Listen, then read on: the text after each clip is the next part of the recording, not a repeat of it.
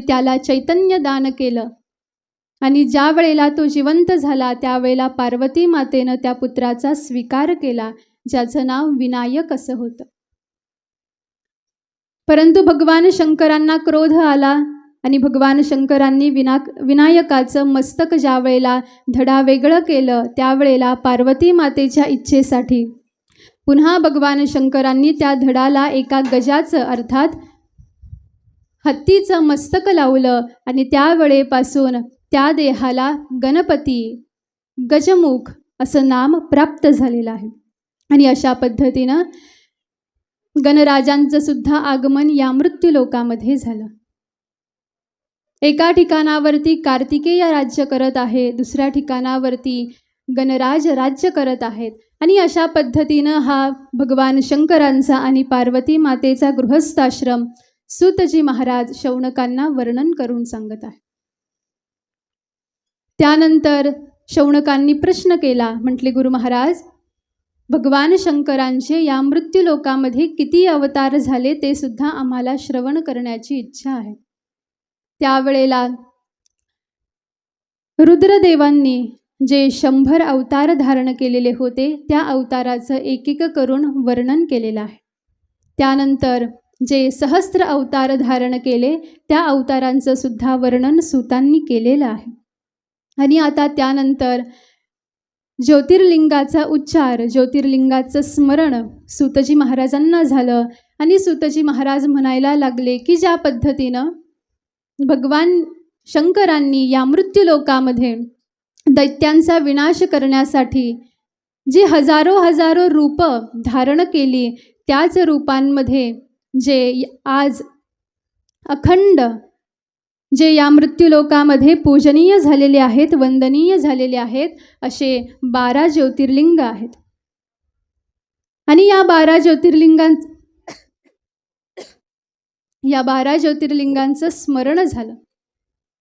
आणि सूतजी महाराज म्हणतात, सौराष्ट्रे सोमनाथंच श्रीशैले मल्लिकार्जुनम उज्जैन्यां महाकाल मोंकार ममलेश्वरम परल्यां वैद्यनाथंच डाकिन्यां भीमशंकरम सेतुबंधे तु रामेशं नागेशं दारुकावने वाराणस्यात् विश्वेशं त्र्यंबकं गौतमी तटे हिमालयं तु केदारं घुष्मेशं च शिवालये एतानि ज्योतिर्लिंगानि सायं प्रातः पठेन् नरः सप्तजन्मकृतं पापं स्मरणेन विनश्यति.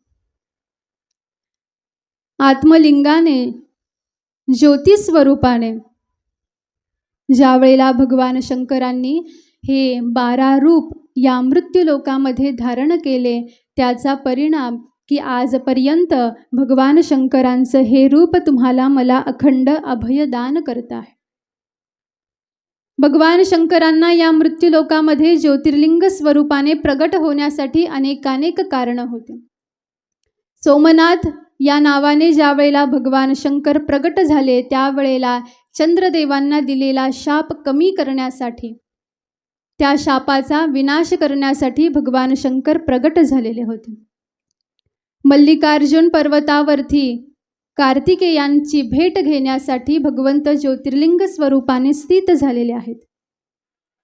महाकाल रूपाने अनेकानेक दैत्यांचा विनाश करण्यासाठी भगवान शंकर या मृत्यूलोकामध्ये अवताराला आले.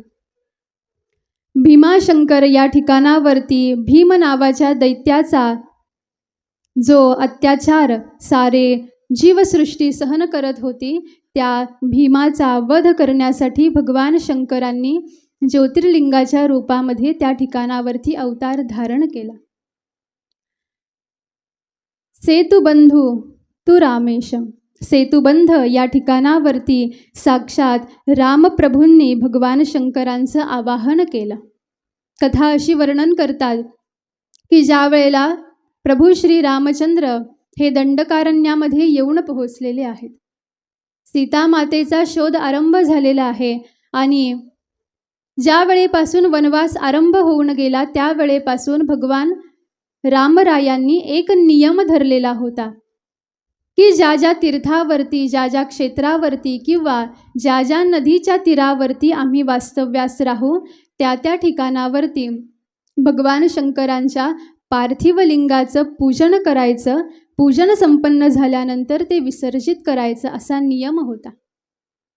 आत्तापर्यंत ज्या ज्या वेळेला रामरायांनी पार्थिव शिवलिंग तयार केलं, त्याचं पूजन केलं आणि तदनंतर ते विसर्जित केलेलं आहे. पण ज्या वेळेला समुद्राच्या किनाऱ्यावरती येऊन पोहोचले, भगवान शंकरांचं आवाहन केलं, पार्थिव शिवलिंग तयार केलं, षोडशोपचारे भगवान शंकरांची पूजा संपन्न केली आणि आता मात्र रामरायांनी ते पार्थिव शिवलिंग विसर्जित केलं नाही. आणि प्रभूंनी ज्या पार्थिव शिवलिंगाची पूजा केली तेच शिवलिंग म्हणजे रामेश्वरम हे आज तुम्हाला मला सुद्धा दर्शनासाठी प्राप्त होत आहे. जसे भगवान शंकरांचे आराध्य दैवत हे राम आहेत, तसे रामाचे सुद्धा आराध्य दैवत हे शंकर आहेत. कारण हे दोघं सुद्धा वेगळे नाहीत. भगवान शंकरांच्या हृदयामध्ये रामरूप अखंड आहे आणि त्याच पद्धतीनं रामरायांच्या हृदयामध्ये सुद्धा अखंड भगवान शंकर हे विराजमान आहेत. आणि जणू काही आपल्या आराध्यांची सेवा करण्यासाठीच ज्या वेळेला रामरायांनी रूप धारण केलं, त्यावेळेला रामप्रभूंची सेवा करण्यासाठी भगवान रुद्रदेवांचा एक अंश हनुमंतराय म्हणून या मृत्यूलोकामध्ये प्रगट झालेले आहे. ज्या ज्या वेळेला महाविष्णूंना आवश्यकता पडेल, ज्या ज्या वेळेला महाविष्णूंना सहाय्य करण्यासाठी अनेकानेक देवता या मृत्यूलोकामध्ये ज्या पद्धतीनं अवतार घेतात, त्याच पद्धतीनं भगवान शंकरसुद्धा विचार करतात की मला सुद्धा माझ्या प्रभूंची सेवा घडली पाहिजे. हा विचार केला आणि भगवान शंकरांनी एक रूप धारण केलं, एक अवतार धारण केला आणि त्या अवताराला महारुद्र हनुमंतराय हे नाम प्राप्त झालेलं आहे. अशा पद्धतीनं ज्या ज्या वेळेला भगवान शंकरांना आवश्यकता पडेल त्या त्या वेळेला महाविष्णू नारायण त्यांना सहकार्य करतात आणि त्याच पद्धतीनं ज्या वेळेला महाविष्णूंना आवश्यकता पडते त्यावेळेला भगवान शंकर त्यांना सहाय्य करत असतात. त्यानंतर वर्णन असं करतात विश्वेश्वर भगवंत की काशी क्षेत्रामध्ये विश्वेश्वर भगवंत कशा पद्धतीनं प्रगट झाले, अवताराला आले, हा कथाभाग तुम्ही मी श्रवण केलेला आहे. ज्या वेळेला सदाशिवांचं प्रागट्य या मृत्यूलोकामध्ये या विश्वामध्ये झालं, त्यावेळेला सदाशिवांनी विचार केला की मला आणि माझ्या अंबिकेला राहण्यासाठी एखादं स्थान, एखादी जागा किंवा आमचं एखादं घर असलं पाहिजे. आणि त्यावेळेला प्रथमतः या मृत्यूलोकामध्ये कोणत्या स्थानाची जर का उत्पत्ती झाली असेल तर ते स्थान म्हणजे काशी क्षेत्र आहे. ज्या काशीला अविमुक्त क्षेत्र असं म्हणतात, ज्या काशीला आनंदवन असं म्हणतात, ज्या काशीला वाराणसी हे नाम प्राप्त झालेलं आहे. आणि असं वर्णन केलेलं आहे की ही काशी ही भगवान शंकरांच्या त्रिशूळावरती आहे. भगवान शंकरांनी त्रिशूळावरती तिला धारण केलेलं आहे. आणि भलेही सकल सृष्टीचा संहार होऊन जाईल, परंतु तरीसुद्धा काशी क्षेत्राचा विनाश कधीही होऊ शकणार नाही असं वचन भगवान शंकरांनी दान केलेलं आहे. आणि ही काशी क्षेत्र असं आहे की ज्या ठिकाणावरती एखादा जीव जातो त्याला भगवान शंकर हे कोणत्याही रूपामध्ये दर्शन देतात. आणि या काशीचं महात्म्य असं वर्णन केलेलं आहे की एक वेळ मनुष्याला काशीमध्ये जगतानाही आलं तर हरकत नाही, पण मनुष्याने काशीमध्ये मरावं.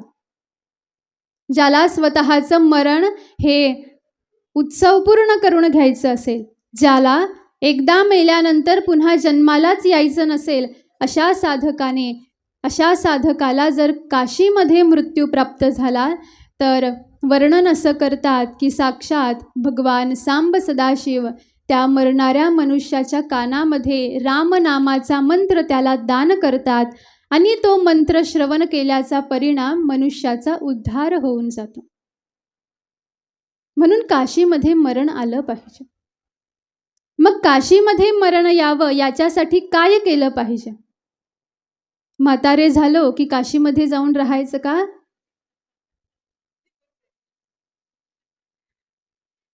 काही वेळेला असंही होतं, आता माझी मृत्यूची घटिका समीप आलेली आहे, दवाखान्यामध्ये जाऊन पोहोचलेलो आहे आणि डॉक्टरांनी अतिशय कमी वेळ सांगितलेला आहे, पण मनामध्ये मानस मला मृत्यू काशीमध्येच आला पाहिजे म्हणून गाडी घेतली, प्रवास आरंभ केला. पण कधी कधी असं होतं, काशीमध्ये पोहोचायच्या अगोदरच मनुष्याचा मृत्यू होऊन जातो. किंवा जे असे विचार करतात की मला काशीमध्ये मरण यावं म्हणून त्या ठिकाणावरती जाऊन राहतात, तीर्थयात्रा करण्याच्या निमित्ताने त्या ठिकाणावरती जातात, स्वतःच्या मृत्यूची वाट पाहतात. पण दैव असं म्हणावं की वाट पाहून ज्या वेळेला तीर्थयात्रा करून परत घरी येतात, त्यावेळेला घरी आल्यावर त्यांचा मृत्यू होतो. म्हणून ज्याला असं वाटत असेल ना की मला काशीमध्ये मरण यावं, तर याच्यासाठी मनुष्याने काशीमध्ये जगलं पाहिजे. हा एकच उपाय सांगितलेला आहे. संसारामध्ये जगून काशीमध्ये मरण येत नसतं, याच्यासाठी काशीमध्ये जगावं लागतं. त्यावेळेला काशीमध्ये मनुष्याला मरण प्राप्त होत असतं. आणि आता अशी सुविधा त्या ठिकाणावरती झालेली आहे. गेल्या हजारो वर्षांपासून ही परंपरा आहे असं म्हणू आपण, की ज्या वेळेला मनुष्याचा देह पडून जातो त्यावेळेला त्याचे अंतिम संस्कार हे काशीमध्ये असलेल्या मणिकर्णिका घाट आणि हरिश्चंद्र घाटावरती काही लोक संपन्न करतात. पण लक्षात घ्या, त्या ठिकाणावरती जाऊन देहाचं विसर्जन होतं, पण जो आत्मा हा संसारामध्येच मरण पावलेला आहे त्याला मुक्ती मृत्यूनंतर काशीमध्ये कशी प्राप्ती होईल? म्हणून याच्यासाठी अंतिम श्वास जर का आपल्या देहामधून बाहेर पडावा असं वाटत असेल, तर त्याच्यासाठी काशीमध्येच जावं, काशीमध्ये जगावं, काशीमध्ये राहावं. त्यावेळेला काशीमध्ये मनुष्याला मृत्यू प्राप्त होत असतो.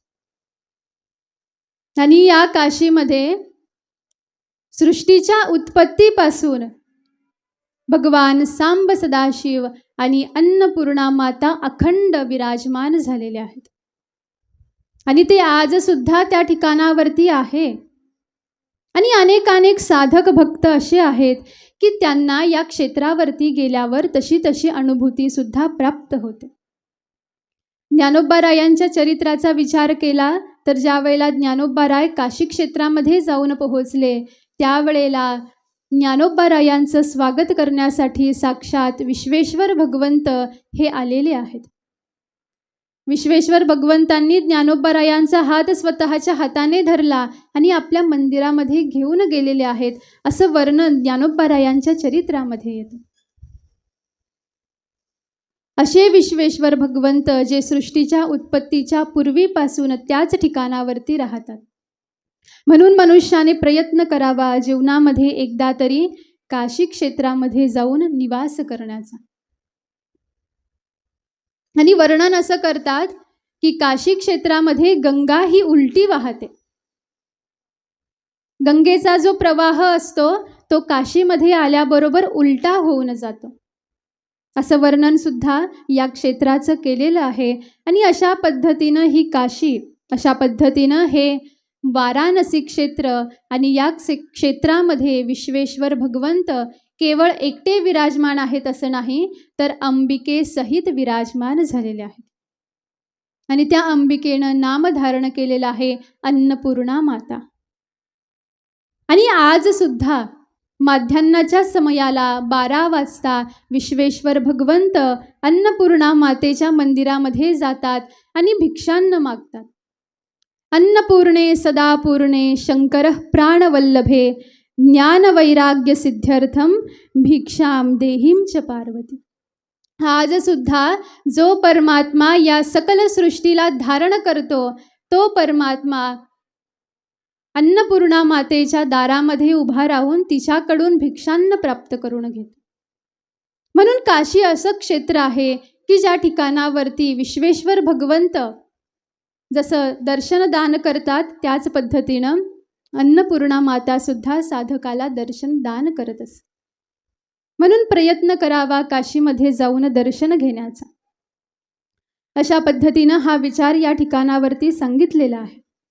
त्यानंतर गौतम ऋषींच्या तपश्चर्येला प्रसन्न होऊन भगवान शंकरांनी त्र्यंबक या क्षेत्रावरती त्र्यंबकेश्वर या रूपाने आपला अवतार धारण केला.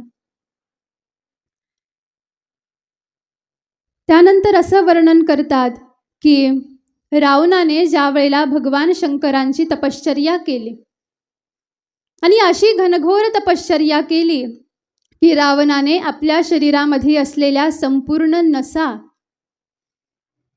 त्या नसा बाहेर काढल्या, त्या नसांचा वीणा तयार केला आणि त्या वीणेवरती रावणाने जे स्तोत्र गायन केलं त्या स्तोत्राला तांडव स्तोत्र असं म्हणतात.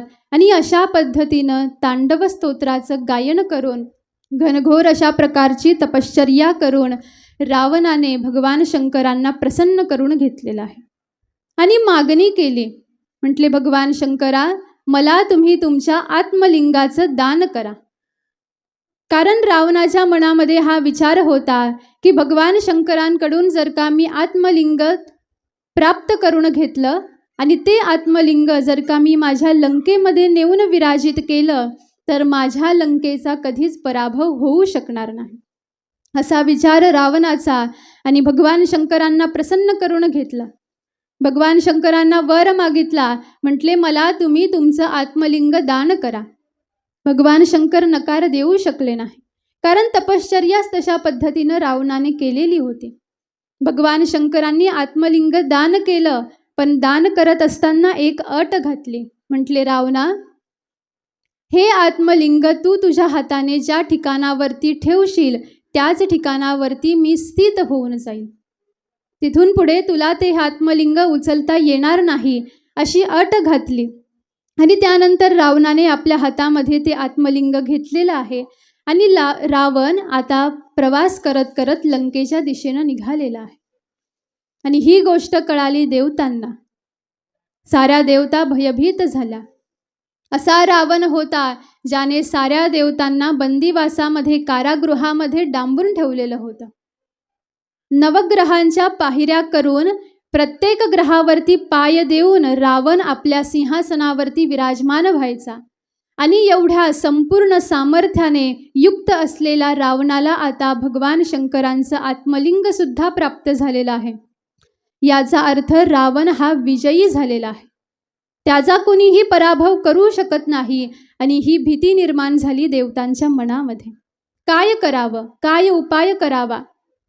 आणि एक निश्चय झाला की काहीही करून रावणाच्या हातून ते आत्मलिंग खाली ठेवण्यात आलं पाहिजे, त्याचा स्पर्श जमिनीला झाला पाहिजे, असा विचार केला. पण कोणामध्ये एवढं धाडस आहे, कोणामध्ये एवढं सामर्थ्य आहे की तो रावणाकडे जाऊन हातामध्ये असलेलं आत्मलिंग खाली ठेवेल. एवढ्या वेळामध्ये बुद्धीची देवता असलेल्या गणरायांचं पाचारण केलं, आवाहन केलं. गणराज येऊन पोहोचले. मनामध्ये असलेली भीती, मनामध्ये असलेली युक्ती वर्णन करून सांगितली. आणि गणराज म्हणतात, आपण काही चिंता करू नका, मी माझ्या पद्धतीनं सारं कार्य पूर्ण करतो. आणि असं म्हणून गणराजांनी एका गोपाळाचं रूप धारण केलं आणि वनामध्ये येऊन पोहोचले. ज्या मार्गावरून रावण वाटचाल करत होता त्याच ठिकाणावरती गणपतीसुद्धा, गणराजसुद्धा गोपाळाचं वेश धारण करून आलेले आहेत. आणि अशी लीला केली की मार्गाने जात असताना रावणाला लघु शंका आली. रावण विचार करायला लागला, आता मी काय करू. धर्माचा प्रसंग येऊन पोहोचलेला आहे आणि मला या धर्माचं पालन करणं तर अतिशय आवश्यक गोष्ट आहे, मी काय करू. आजूबाजूला पाहायला लागला, कुठे कोणी एखादा मनुष्य दिसतो का की ज्याच्या हातामध्ये आपण हे आत्मलिंग द्यावं आणि आपण आपला धर्म करून परत यावं. परंतु कुणीही दिसलं नाही. एवढ्या वेळामध्ये एक गोपाळ दिसला, जे गणराज होते. त्या गोपाळाला आवाज दिला. गोपाळ रावणाजवळ येऊन पोहोचला आणि रावण सांगायला लागला, म्हटले, गोपाळा, माझ्या हातामध्ये असलेलं हे आत्मलिंग तू काही वेळ तुझ्या हातामध्ये ठेव. मला कर्मधर्म संयोगाने शरीर धर्माचं पालन करण्यासाठी मला जावं लागणार आहे. जोपर्यंत मी येणार नाही तोपर्यंत तू हे हातामध्येच धारण करून ठेव आणि माझी वाट पहा. पण गोपाळाने एक अट घातली. म्हटले, तुम्हाला एका प्रहरामध्ये वापस यावं लागेल. एक प्रहर अर्थात पाऊण तास. जर तुम्ही एक प्रहरामध्ये वापस आला नाही तर मी याच ठिकाणावरती हे आत्मलिंग ठेवेल आणि मी निघून जाईल. रावण विचार करायला लागला, काही हरकत नाही, आपण अगदी अर्ध्या तासामध्ये परत येऊ. आणि म्हणून रावण निघून गेला. देहधर्म पूर्ण झाला, पण विचार करायला लागला, आपल्या हातामध्ये आत्मलिंग आहे आणि आपलं शरीर आता अपवित्र झालेलं आहे. त्यामुळे स्नान केलं आणि संध्या करण्यासाठी विराजमान झाला. संध्या पूर्ण झाली. जप करण्यासाठी आरंभ केलेला आहे. आसनावरती विराजमान झालेला आहे. आणि जसंच गणराजांच्या लक्षात आलं की आता रावणाचं संध्याकर्म हे पूर्ण होणार आहे आणि रावण उठणार आहे, एवढ्या वेळामध्ये गणराज म्हणायला लागले, म्हटले, रावणा, आता मी माझ्या हातामध्ये हे आत्मलिंग जास्त वेळेत धारण करू शकणार नाही. माझ्या हाताला कळ लागलेली आहे. काहीच क्षणामध्ये तू जर का या ठिकाणावरती आला नाही तर मी हे आत्मलिंग याच ठिकाणावरती खाली ठेवून दे. रावण आसनावरती विराजमान झालेला होता. प्रश्न उपस्थित झाला, आसन सोडून तर मला उठता येणार नाही, कारण संध्याकर्म अजून पूर्ण झालेलं नाही. आसन सोडून उठलो तर दोष लागेल आणि गेलो नाही तर हा गोपाळ हे आत्मलिंग याच ठिकाणावरती ठेवेल आणि मला ते परत उचलता येणार नाही. हा विचारच करत होता. एवढ्या वेळामध्ये गणरायांनी संधी साधली आणि त्या गोपाळाने हातामध्ये असलेलं आत्मलिंग त्याच ठिकाणावरती खाली ठेवलं आणि गोपाळ तिथून पळून निघून गेला. रावणाचा नाईलाज झाला. संध्याकर्म पूर्ण झालं, अनुष्ठान पूर्ण झालं आणि पुन्हा त्या ठिकाणावरती येऊन पोहोचतो. पाहतो तर त्या ठिकाणावरती गोपाळ नाही आणि आत्मलिंग जमिनीवरती ठेवलेलं आहे. आता मात्र पश्चाताप व्हायला लागला आणि विचार करायला लागला की जणू काही भगवान शंकरांची सुद्धा हीच इच्छा असेल. आणि म्हणून त्याच ठिकाणावरती ते आत्मलिंग स्थित झालेलं आहे आणि त्याला वैद्यनाथ हे नाम प्राप्त झालेलं आहे. अशा पद्धतीनं नाना भक्तांचं संरक्षण करण्यासाठी, असुरांचा विनाश करण्यासाठी भगवान शंकर या मृत्यूलोकामध्ये ज्योतिर्लिंगाच्या स्वरूपाने येऊन स्थित झाले. हिमालयम तु केदारम. हिमालय क्षेत्रामध्ये नर आणि नारायण या दोघांनी ज्या वेळेला तपश्चर्या केली त्यावेळेला त्यांच्या तपश्चर्येवरती प्रसन्न होऊन भगवान शंकर या क्षेत्रामध्ये येऊन स्थित झालेले आहे. भुष्मेशम च शिवालये. शिवालय क्षेत्र आणि या क्षेत्रामध्ये तुम्ही मी निवास करत आहोत. भगवान शंकर या मृत्यूलोकामध्ये ज्या वेळेला प्रगट झाले त्यावेळेला कारण होतं, शिवालय या क्षेत्रामध्ये प्रगट होण्याला कारण होतं, भगवान शंकरांची एक भक्त्या होती जिचं नाव घुष्मा असं होतं. आणि या घुष्माचा जो पुत्र होता त्या पुत्राचा वध ज्या वेळेला झाला त्यावेळेला घुष्माच्या पुत्राला जीवनदान देण्यासाठी भगवान शंकरांनी या शिवालय क्षेत्रामध्ये जे रूप धारण केलं त्या रूपाला घुष्मेश्वर हे नाम प्राप्त झालेलं आहे.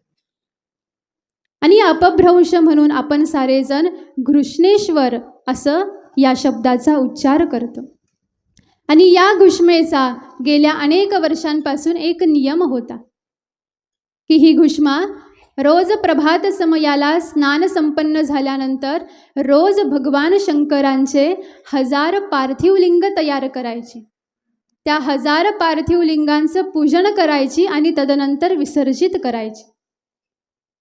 असा गेल्या अनेक वर्षांपासून तिचा नियम होता आणि त्या नियमावरती, त्या व्रतावरती भगवान शंकर प्रसन्न झाले आणि घुष्मेला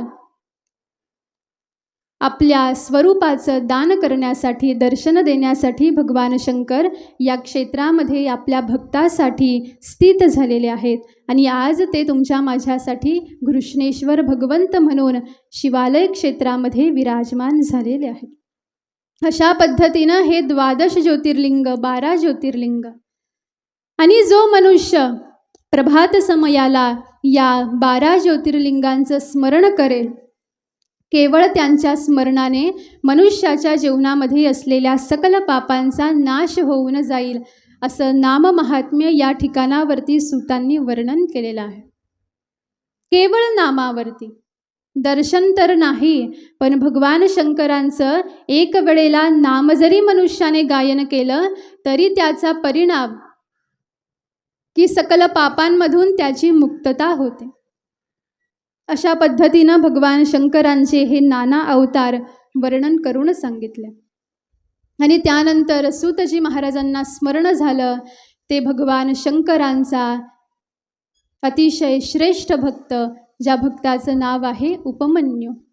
अतिशय बालवय आहे, लहान वय आहे आणि कमी वेळाची साधना आहे, कमी कालाची साधना आहे.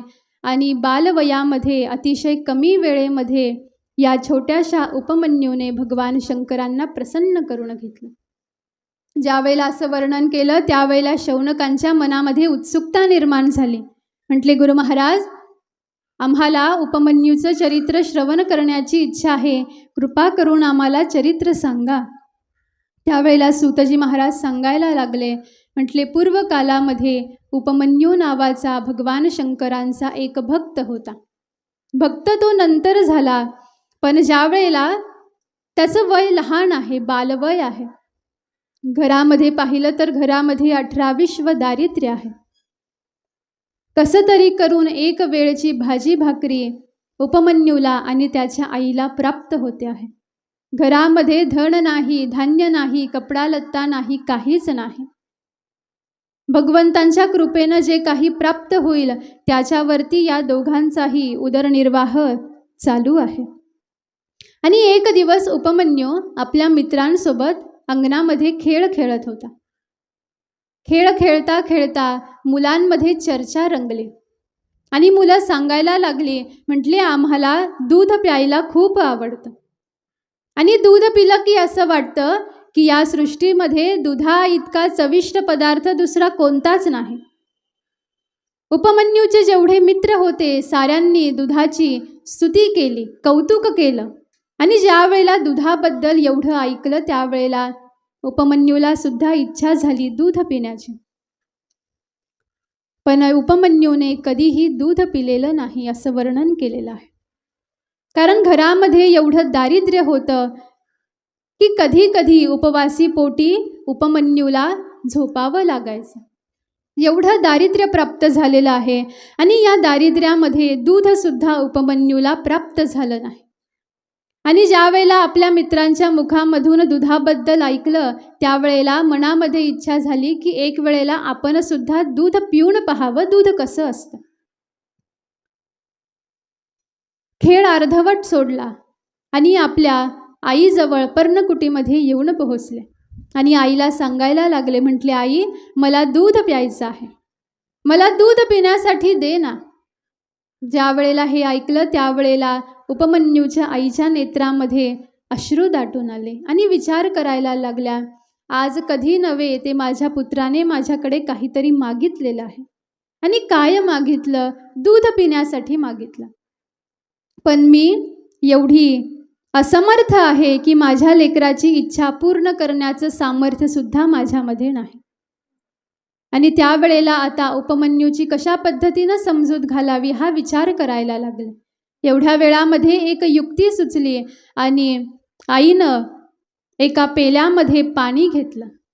घरामध्ये थोडंसं पीठ होतं, ते पीठ त्या पाण्यामध्ये कालवलं आणि उपमन्यूसमोर तो पेला ठेवला आणि म्हणायला लागला, बेटा उपमन्यू, हे घे दूध, मी तुझ्यासाठी दूध आणलेलं आहे. उपमन्यूला वाटलं हे दूधच आहे आणि उपमन्यूनं ते प्राशन केलं आणि आता मात्र उपमन्यूला दुधाची गोडी लागली. आणि उपमन्यू म्हणायला लागला, आई, मला रोज तू असं दूध पिण्यासाठी देत जा, मला दूध खूप आवडतं. आणि मग अशा पद्धतीनं दिनक्रम आरंभ होऊन गेला. रोज प्रभात समयाला उपमन्यूची माता पीठ कालवलेलं पाणी त्याला पिण्यासाठी द्यायची आणि उपमन्यूला ते अतिशय गोड वाटायचं, असं वाटायचं की हे दूधच आहे. अनेक दिवस निघून गेले. एक दिवस सायंकाळच्या समयाला उपमन्यू आपल्या मित्रासोबत त्याच्या घरी जाऊन पोहोचला.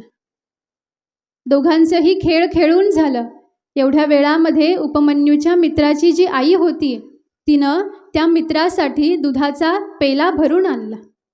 मित्र म्हणायला लागला, म्हटले, आई, उपमन्यू हा माझा मित्र आहे, तू त्याच्यासाठी सुद्धा दूध घेऊन ये. आणि म्हणून मित्राच्या आईनं उपमन्यू